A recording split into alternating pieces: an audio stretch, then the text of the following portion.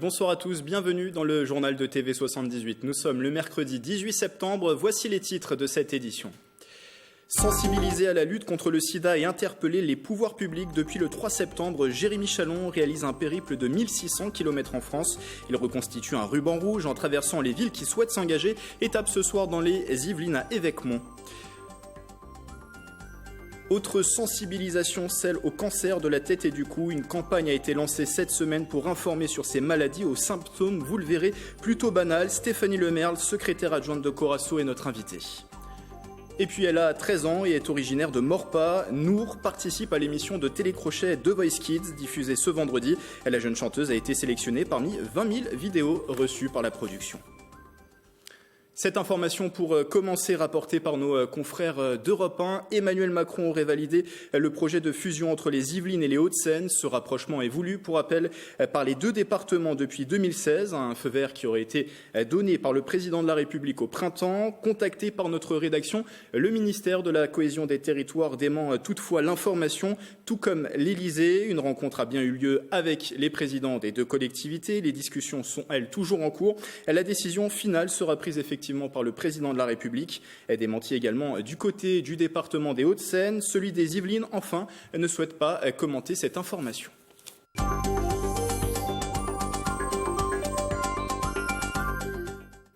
Interpeller les pouvoirs publics et demander à la France de retrouver son rôle de leader dans la lutte contre le sida. À l'initiative du CRIPS Île-de-France et de ses partenaires, Jérémy Chalon parcourt en ce moment la France, et ce depuis début septembre. Il réalise une boucle en traversant les villes qui s'engagent dans la lutte contre le sida. Jérémy qui est avec nous en direct dans ce journal, bonsoir. Bonsoir. Alors vous faites étape ce soir à Évêquemont dans les Yvelines. Comment se déroule cette initiative depuis vos débuts? Vous êtes passé notamment par Bordeaux, vous êtes parti de Bordeaux, vous êtes passé par Orléans, Reims, Lille ou encore au Havre. Quel accueil avez-vous reçu? Eh ben, écoutez, ça se passe super bien. C'est assez sympa en fait de voir toute l'énergie qui se dégage en fait de ce parcours. Et on a un super accueil de la part des citoyens, des élus, des associations. Non, pour l'instant, tout va bien. On voit cette carte s'afficher avec votre parcours aussi, celui qui vous reste à faire. Alors l'un des objectifs, c'est que la France retrouve son rôle de leader en augmentant sa contribution au Fonds mondial de lutte contre le sida. Ça veut dire que sa participation, aujourd'hui, elle est en recul par rapport à ce qu'il se faisait avant? Non, sa participation, elle est en stagnation. Aujourd'hui, la France donne pour le Fonds mondial 360 millions de dollars par an sur 3 ans. Et en fait, il y a d'autres pays qui ont augmenté leur dotation, notamment l'Allemagne, le Royaume-Uni, le Japon et l'Italie. Et on voudrait, puisque c'est un des moyens pour arriver à la fin du sida, que la France augmente sa dotation au Fonds mondial de lutte contre le sida, la tuberculose et le paludisme. Pourquoi faire étape ce soir à Évêquemont dans les Yvelines? Alors, l'étape à Évêquemont, en fait, elle s'est décidée parce qu'on a été sollicité par la maire d'Évêquemont qui avait envie de s'intégrer dans ce parcours et de signer l'appel de la boucle du ruban rouge, qui est un appel collectif, en interassociatif, puisqu'il y a le CRIPS Île-de-France, mais aussi nos partenaires Aide, SIDAction, Solidarité Sida, Sida Info Service et élus locaux contre le sida. Et donc cet appel, il est destiné à interpeller le président de la République pour qu'il puisse augmenter la dotation au Fonds mondial. Donc la maire d'Évêquemont nous a demandé si on voulait faire étape ici, et on est ravis d'être ici. Et la suite du parcours pour vous? Alors là, il y a une grosse partie en Île-de-France. Pendant 15 jours, en fait, je vais parcourir différentes villes, notamment demain, puisqu'on a le soutien du Conseil régional d'Île-de-France. On sera reçu par le Conseil régional et notamment la présidente Valérie Pécresse. On va avoir aussi des étapes dans des villes comme Pantin, Montreuil, Coubron, Gonesse, Évry, Créteil, Courbevoie, Boulogne. Et le 21, donc samedi prochain, on organise une grande manifestation sur la place de l'Hôtel de Ville qui aura lieu dans l'après-midi avec donc le collectif interassociatif. Et on vous souhaite une bonne suite de parcours. Merci à vous, Jérémy Chalon. Merci aussi à Mathilde Demilly pour les moyens techniques. On retrouvera d'ailleurs un reportage sur cette initiative dans notre journal de demain, jeudi. Leurs symptômes sont plutôt banals mais conduisent malheureusement à un dépistage tardif qui réduit considérablement les chances de guérison. Prenons le cancer à la gorge. La campagne lancée pour sensibiliser au cancer de la tête et du cou est responsable de 5000 décès par an en France. C'est la 4e cause de mortalité par cancer. Cette campagne a été lancée par plusieurs acteurs, la Société française de carcinologie cervico-faciale et l'association de patients Corasso. Bonsoir Stéphanie Lemerle. Bonsoir, oui. Vous êtes la secrétaire adjointe de Corasso. Pourquoi lancer cette campagne? Quels sont les objectifs? Alors, l'objectif de cette campagne, c'est de faire connaître ce type de cancer, puisque les cancers ORL sont très peu connus. Et du fait qu'ils sont peu connus, il y a souvent des errances de diagnostic. Donc c'est pour ça qu'on fait cette campagne. Donc pour faire connaître davantage ces types de cancers, il y a 14 000 nouveaux cas qui sont détectés chaque année en France. Ça veut dire que c'est un type de cancer qui est fréquent? C'est relativement fréquent. Et ce qui est gênant, ce sont les symptômes qui peuvent paraître effectivement banals et qui passent au travers de diagnostics précoces. On va parler de ces symptômes dans un instant. C'est aussi des types de cancers qui peuvent toucher plusieurs zones du corps. Voilà, c'est assez large ces cancers finalement de la tête et du cou. Oui, c'est ce qu'on appelle en fait toute la partie du cou jusque sous les yeux. En fait, les yeux et le cerveau ne font pas partie des cancers ORL. Vous, on vous a diagnostiqué un cancer de la langue à Versailles, c'est ça? Oui, c'est ça, à Versailles, au centre Hôpital Mignon. Voilà. Ils étaient traités en radiothérapie aussi sur Versailles. Alors, il y a peut-être des symptômes qui vous ont alerté. Justement, ces symptômes, on le disait, qui peuvent paraître plutôt banals, quels sont-ils? Quels symptômes, finalement, doivent nous alerter? Alors, je vais parler même de ceux que j'ai pu avant, parce que c'est exactement ça. C'est l'enrouement qui dure depuis plusieurs semaines. C'est la difficulté à avaler, la difficulté à parler. Là, il faut consulter. Il faut consulter aussi quand vous avez un afte qui ne part pas depuis un moment, les problèmes de nez encombré qui sont en fait et qui disparaissent pas. Voilà, tous ces types de symptômes, mais qui s'étendent en fait plus de 3 semaines. Oui, parce que c'est des symptômes qu'on peut rencontrer dans la vie de tous les jours. En fait, le moment où on doit s'alerter, c'est s'il dure dans le temps, c'est ça? Il dure dans le temps. Il faut consulter. Alors, il ne faut pas venir parano non plus, mais ce qui est bien, c'est de consulter. Voilà. Consulter auprès de son médecin généraliste dans un premier temps. Médecin généraliste dans un premier temps et en fonction des symptômes, le médecin ORL. Je reprends justement le cas. Moi, mon médecin généraliste m'a orienté vers l'ORL qui, au bout de 2 consultations, a poussé les examens et s'est rendu compte qu'effectivement, mes symptômes banaux étaient liés à un cancer. Et justement, sur le dépistage, je disais tout à l'heure, 5000 décès par an en France causés par ces cancers de la tête et du cou. On imagine que le dépistage est très important. Plus on dépiste tôt ce cancer, plus il y a de chances de guérison. Alors, les chances de guérison, ce sont les traitements. Et il y a un des traitements qui guérit beaucoup, c'est la chirurgie. Sauf que plus la tumeur est grosse, plus la chirurgie est importante, voire des fois impossible ou très invalidante. Dans mon cas, les tumeurs auraient été vues plus tôt, on m'aurait peut-être pas enlevé la langue et j'aurais pu parler correctement et mieux manger, etc. Donc ce dépistage, oui, dans votre cas, a été fait assez tôt, mais finalement pas... Oui, parce que comme ce sont des symptômes qui se voient pas forcément, le temps qu'on soit nous alertés, qu'on décide de consulter, il peut y avoir un temps. Donc plus il est court, plus on est diagnostiqué tôt, plus le cancer est pris tôt, on peut opérer peut-être plus facilement. Donc voilà pour les symptômes, le dépistage. Les facteurs à risque, quels sont-ils sur ce type de cancer? Alors bien sûr, ce type de cancer est souvent connu quand même par rapport au tabac et à l'alcool. Les deux mélangés, c'est un facteur à risque très important. Il y a aussi tout ce qui est fumée, poussière, et puis encore plein de facteurs qu'on n'a pas réussi à trouver encore aujourd'hui. Par exemple, pour ma part, je fume pas, je bois pas, je suis pas exposé à la fumée, et pourtant j'ai eu un cancer ORL. Et il y a des associations qui informent sur ces cancers, la vôtre, Corasso. Justement, un dernier mot sur cette association qui est une association de patients. Son but, c'est vraiment d'informer, d'accompagner les malades. En fait, c'est la seule association en France concernant les cancers ORL. Quand on est diagnostiqué, on sait un peu tout qui s'écroule. Et le fait d'avoir une association référent où on peut échanger avec des patients, on peut avoir des informations avec des experts, dans quel centre on peut se renseigner, etc. C'est très important. C'est une des missions primordiales de Corasso.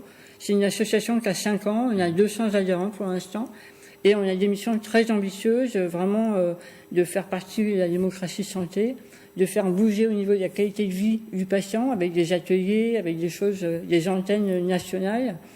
Voilà un peu nos missions. Avec une grosse actualité en cette rentrée et cette campagne Prenons le cancer à la gorge qui informe sur ces cancers de la tête et du cou, une campagne lancée notamment par votre association Stéphanie Lemerle. Merci d'être passée sur ce plateau et je rappelle que vous êtes la secrétaire adjointe de Corasso. On peut retrouver toutes les informations sur le site internet. Sur le site internet, vous trouvez toutes les activités, les vidéos, enfin un certain nombre. Et notamment une campagne vidéo Quoi ma gueule qui a été diffusée sur votre site internet. Merci d'être passé au plateau. Merci à vous. Autre campagne, cette fois-ci sur le plan politique, les élections municipales en mars 2020. Ce vendredi, la liste Décidons ensemble à Guyancourt, candidature participative pour le scrutin dans la ville, commencera son opération de porte-à-porte pour trouver ses colistiers. Pour le symbole, les membres sonneront uniquement aux portes comportant le numéro 20, en référence à l'année de l'élection. Une méthode de tirage au sort expliquée par téléphone par le conseiller municipal Olivier Paréja. Écoutez. Tout le monde est légitime à participer. Il n'y a pas de raison que le fait de diriger une ville, de lancer des projets dans une ville, soit limité à seulement une partie des gens. Après, chacun s'implique à sa façon, avec sa disponibilité, etc. Mais tout le monde est légitime, surtout à un niveau communal. Des propos recueillis par Mathilde Demilly. Chaque année, les Français déposent en moyenne 3,6 millions de tonnes d'encombrants sur les trottoirs, des objets difficiles à revaloriser, mais à qui on pourrait donner tout de même une seconde vie. À la Manivelle, une recyclerie située au Ménil-Saint-Denis, il y a l'atelier Répare Bricole qui est proposé. Le reportage sur cette initiative de Gwenaëlle Saint-Hilaire. Acheter, jeter, abandonner, remplacer, nous sommes dans une ère où les objets ont une durée de vie très faible et finissent très rapidement à la poubelle. Jean-Paul a trouvé une solution à cette logique du tout jeter, les ateliers Répare Bricole. Passionné de travaux manuels depuis tout petit, il en a fait son activité professionnelle et souhaite transmettre sa passion. Le temps d'une journée, on le retrouve à la Manivelle, la recyclerie du Ménil-Saint-Denis pour un atelier réparation d'appareils électroménagers et affûtage pour les particuliers. Alors Répare Bricole, on répare des bricoles qui sont insignifiantes mais qui ont de la valeur. Si on peut prendre par exemple le cas d'un sécateur qui a été réaffûté et qui maintenant brille et coupe comme une paire de ciseaux. Et je vais, avec un geste habile, reproduire cette courbe manuellement. Et là, cet outil est prêt pour jardiner dans des bonnes conditions. C'est un autre registre, donc un fer à repasser, et qui avait un petit souci de chauffe et qu'il suffisait de nettoyer le contact du thermostat. Il est moins cher de racheter un objet neuf que de le réparer. Donc là, la démarche, c'est plus un défi écologique et une prise de conscience qu'on peut réparer un certain nombre d'objets, je dirais, soi-même. Et oui, tout nouvel objet fabriqué utilise de l'énergie pour les machines qui vont l'assembler et les transports qui vont l'acheminer. Mais il consomme aussi des ressources naturelles pour ces matériaux, ressources planétaires qui ne sont pas infinies. Donc réparer plutôt que jeter, c'est une démarche pour moins gaspiller. Pour ça, venez faire un tour à la Manivelle du Ménil-Saint-Denis, nouvelle boutique ouverte il y a quelques mois. Vous pourrez peut-être y dénicher la perle rare que vous cherchez. Page culturelle, la deuxième saison de la commanderie de Saint-Quentin en Yvelines est lancée. Une journée festive était organisée samedi dernier pour promouvoir la culture, bien sûr, mais aussi les autres activités proposées sur ce lieu situé à Élancourt. Patrick Jacques de Dixmude et Maxime Abolin. C'est une nouvelle saison culturelle pleine de promesses. Forte de ses 17 000 visiteurs l'an dernier, la commanderie s'est préparée pour une programmation encore plus complète. Pour le lancement, les visiteurs ont pu découvrir des prestations de danse en plein air, des expositions photos ou encore des ateliers du son autour du Térémine. C'est comme beaucoup d'instruments à cordes, le violon, etc. Il y a une main qui se charge de l'émission du son, donc le volume du son, l'intensité sonore, et une main qui se charge de la hauteur. Donc typiquement, c'est la main gauche d'un violoniste ou d'un violoncelliste. Là, chez nous, c'est la main droite, l'antenne verticale du Térémine. Et donc le but, c'est évidemment d'avoir une très bonne coordination entre les deux mains pour que les notes soient clairement séparées et expressives. La première saison à la commanderie tournait en grande partie autour de la culture. Cette année, ce lieu va s'ouvrir également à d'autres perspectives. La culture reste quand même le socle où aujourd'hui on doit être pluridisciplinaire, on doit avoir une multiplicité de stimuli, être capable d'accompagner les gens, les ouvrir sur ce monde très, très multiple. Donc voilà, c'est le but, bien entendu, au travers de Saint-Quentin, au travers de la commanderie. Nous, notre objectif, c'est que ce soit un lieu de vie. Pas seulement estampillé culture, mais que les gens aient envie d'y venir, envie de découvrir. Et c'est pour ça que nous avons une programmation bien évidemment culturelle dans les 4 missions, mais aussi de projets tels que le Noël décalé ou le cinéma de plein air, ou voilà, que nous tentons de mettre en place pour que tout le monde puisse s'approprier la commanderie. À l'occasion des Journées du patrimoine, de nombreuses activités sont à retrouver. La commanderie proposera notamment un jeu de piste samedi 21 et dimanche 22 septembre. Comme tous les mercredis, direction l'une des salles de cinéma de notre territoire. Ce soir, c'est l'espace Philippe Noiret au Claye-sous-Bois qui présente sa programmation. Et c'est au micro, bien sûr, de Patrick Jacques de Dixmude.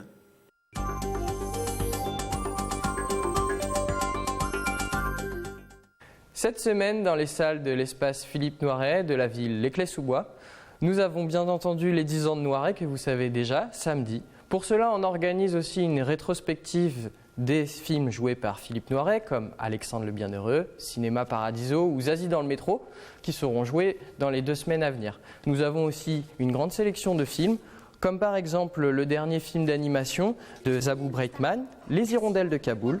Nous avons également La vie scolaire, tant attendue, la comédie dramatique française. Et nous avons également 2 mois, le dernier film de Clapiche.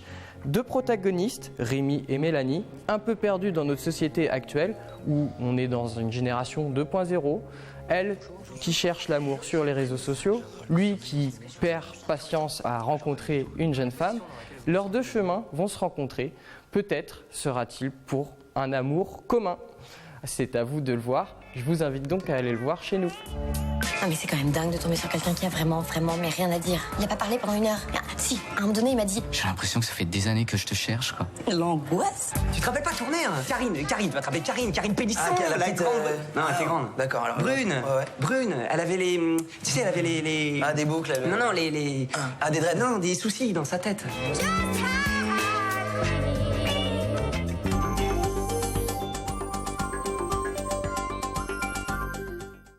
Après les sorties en salle, sorties littéraires, un trappiste a publié cet été son dernier roman. Panique sur les porte-avions vous plonge dans un futur assez proche et pour le moins apocalyptique. Et ce trappiste, c'est vous, Rick de la Valavernie. Bonsoir. Merci de me recevoir. Bonsoir. Alors vous êtes l'auteur, bien sûr, de ce techno-thriller d'anticipation. C'est comme ça que vous le définissez. Pourquoi vous l'appelez un techno-thriller, c'est un roman contemporain d'anticipation, un peu sur l'avenir en fonction de l'actualité. Il y a des exercices de géopolitique entre différents États, des complots mondiaux, etc. Donc le maître en la matière, c'était Tom Clancy. Très bien. Donc j'étais fan de ses romans et donc j'essaye d'écrire, pour le moment peut-être pas aussi bien que lui, mais dans la même veine, disons. Alors des conflits, il y en a dans Panique sur les porte-avions qui se déroule dans un futur finalement pas si éloigné en 2020 avec des événements inquiétants, on peut le dire, un cataclysme qui détruit la côte ouest des États-Unis et fait des millions de morts. C'est le point de départ de l'ouvrage. C'est le point de départ, oui, en 2020, donc j'ai imaginé que c'était bientôt. Et en fait, le cataclysme c'est un État étranger qui l'a provoqué en mettant 120 têtes nucléaires le long de la faille de Cascadia. Donc en fait, le premier tome, ça s'appelle Cascadia, la chute de l'Amérique. Et dans ce premier tome, disons, ils vont enquêter et retrouver le coupable avant d'essayer de mettre un terme à sa dictature dans Panique sur le porte-avions. Le premier tome dont on vient de voir la couverture s'afficher, vous l'avez dit, c'est la suite. Alors, il y a une enquête qui va s'enclencher, c'est ça oui, dans le premier tome. À cet événement. Dans le deuxième tome, c'est plutôt un roman d'aventure qui mêle guerre, thriller, aventure, action. On s'ennuie pas, quoi. Ça bouge beaucoup. Est-ce qu'il faut lire dans l'ordre d'abord Cascadia ou on peut commencer par Panique? Il faut lire Cascadia. Oui. Ça dure sur quelques jours en fait. Alors ce livre Cascadia, finalement, c'est aussi fait partie d'une série de romans que vous avez amené avec vous, puisque en fait Cascadia et Panique sur les porte-avions sont en fait les préquels d'une trilogie que vous avez sortie aussi ces dernières années, c'est ça? Oui, j'ai imaginé qu'en 2028-29, il y avait une grosse guerre civile qui éliminait 90% des hommes. Donc les femmes prennent le pouvoir et recréent un univers matriarcal pendant une trentaine d'années. Donc on pense que c'est bien organisé, mais les hommes sont plus ou moins esclaves de la société et ils vont se rebeller dans ma trilogie. Donc cette trilogie, pour le coup, on peut la lire d'abord. Hein, on peut la lire d'abord et après on verra plein de clins d'œil dans Cascadia et dans Panique sur le porte-avions. Mais on peut aussi faire l'inverse. Alors ça fait 5 livres en tout qui ont été publiés en l'espace de 3 ans, un rythme effréné pour vous. Oui, j'en ai profité d'être au chômage, donc entre mes recherches d'emploi, donc j'en profite pour écrire. Donc j'étais ingénieur dans l'industrie, donc on est habitué à travailler assez vite. Et cette passion pour l'écriture, d'où vient-elle ? Elle est venue très jeune. Je crois que mon premier roman, j'ai commencé à l'écrire le lendemain où l'homme a marché sur la Lune. Donc j'avais 9 ans. Et j'ai commencé Voyage sur Mars en 3000. Je m'étais dit, il faut aller plus loin. Donc c'est une passion qui vient de loin, vous voyez déjà dans le futur. Je dessinais aussi beaucoup, donc je faisais des BD, etc. Et donc mes romans, c'est un peu un mix de... Ça pourrait faire des films. De toutes ces passions. Tous mes fans me demandent quand est-ce qu'on sort le film. Ça pourrait être l'un de vos prochains projets. Pourquoi la science-fiction ? Alors vous parliez tout à l'heure d'un goût pour Tom Clancy. Pourquoi la science-fiction, pour le coup ? Quand j'étais jeune, je lisais beaucoup de science-fiction. J'aime bien imaginer ce qui peut se passer dans le futur aussi. Donc c'est un mix de faits réels et d'anticipation sur le futur. Alors c'est des romans qui sont disponibles soit sur commande auprès de vous ou sur Amazon. C'est de l'auto-édition finalement ? C'est de l'auto-édition, oui. Donc je fais tout par Internet et donc ils sont mis en ligne automatiquement sur Amazon. Et donc quand on n'est pas très connu, c'est hyper pratique. Les gens peuvent l'acheter partout dans le monde, quoi. Donc je fais beaucoup de séances de dédicaces pour essayer de me faire connaître. Donc les gens m'achètent, comme je ne suis pas connu, les gens m'achètent souvent les tomes 1 et après ils savent qu'ils peuvent avoir la suite sur Internet. Alors, on a aussi les informations sur la page Facebook, votre page Facebook qui va s'afficher. Vous parliez des dédicaces, est-ce qu'il y en a des prévues ? La prochaine fois, c'est dimanche, dans les Yvelines. Dimanche au Cultura de Plaisir. Le samedi 5 après octobre, je fais le Cultura de Villaines-sur-Seine. Je fais aussi des Leclerc, des Cora, etc. Donc j'essaye d'être un peu partout pour me faire connaître. Sur le territoire. Les projets, est-ce que c'est d'en écrire d'autres ? Alors vous parliez du cinéma, je ne sais pas si c'était une blague, mais peut-être que c'est dans votre tête, c'est dans un coin de votre tête, Il faudra que je prenne contact avec des metteurs en scène ou que je sois remarqué par eux, quoi. Après, ça peut aller vite si ça intéresse quelqu'un, mais pour l'instant, je me limite à rien, quoi. En tout cas, ce projet, il est déjà sorti. C'est Panique sur les porte-avions, un techno-thriller d'anticipation qui est d'ores et déjà disponible. Alors, soit sur commande, toutes les informations sur votre page Facebook ou aussi sur le portail Amazon. Merci, Rick de Laval-Averny, d'être passé en plateau.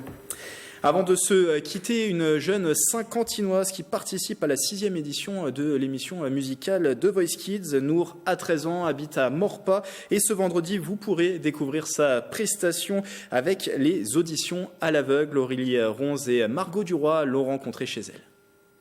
Je prends mon pupitre, voilà, j'ai mon cahier avec toutes mes chansons. C'est un rituel que Nour fait chaque jour quand elle rentre des cours. À 13 ans, cette collégienne de Maurepas a décidé de se lancer dans l'aventure The Voice Kids, une émission de télécrochet qu'elle a l'habitude de regarder en famille. Il y a 2 ans, j'ai demandé à maman si je pouvais faire The Voice Kids et elle m'avait dit que j'étais trop jeune pour le faire et que j'avais pas encore la voix pour le faire. Et du coup, donc j'ai attendu un an, je me suis entraînée et tout. Et puis 1 an après, j'ai demandé à maman qu'elle envoie une vidéo.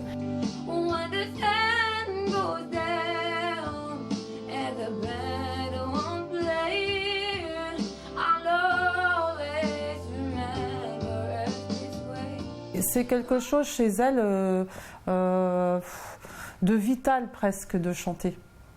Donc je sais qu'elle en a besoin, qu'elle adore ça. Depuis toute petite, elle a toujours chanté, même tout bébé. Nour n'a jamais pris de cours de chant et pourtant sa voix a fait la différence parmi les 20 000 vidéos reçues par la production. Après avoir franchi différentes étapes, elle est sélectionnée pour les auditions à l'aveugle. L'émission a été enregistrée il y a 1 an. Si au départ, sa maman était sereine, la pression se fait de plus en plus présente. Je ne me suis pas trop posé de questions. Je stressais pas encore trop. C'est plutôt, c'est même pas trop pendant le tournage de l'émission, mais c'est plutôt après que les questions arrivent. Donc c'est plutôt des questions, de maman qui veut préserver, sa fille qui a que 13 ans, même si elle fait plus. Et pour savoir si Nour continue l'aventure The Voice Kids, rendez-vous devant votre petit écran le vendredi 20 septembre. C'est la fin du 7-8 journal. Merci de l'avoir suivi. Dans un instant sur TV78, le 7-8 Société. Comment sauver les urgences? La question soulevée en plein mouvement de grève. Quant à moi, j'aurai le plaisir de vous retrouver dès demain pour une nouvelle édition d'information locale et en direct à partir de 18h. Belle soirée sur TV78.